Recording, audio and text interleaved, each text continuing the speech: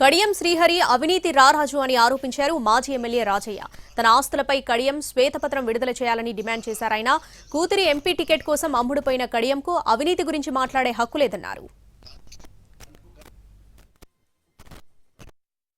మాటలు మరి చాలా సత్యదూరమైన మాటలు మాట్లాడడం జరిగింది. గురువింద గింజస్ దాని కిందున్న నలుపు కనబడినట్లే అవినీతి రారాజు తిమింగలము కడియం శ్రీహరి అవినీతి గురించి మాట్లాడడం దయ్యాలు వేదాలను వల్లించినట్టే ఉన్నది. కిటికీలకు గోడ సంచుల కాంచెల్లి నీకు ఈ భవంతులన్నీ ఎట్లొచ్చినాయి ఒక్కసారి చెప్పాలి.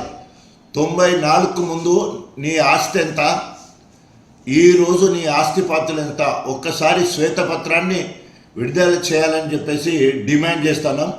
నీకు అవినీతి గురించి మాట్లాడే హక్కు లేదు. కడియం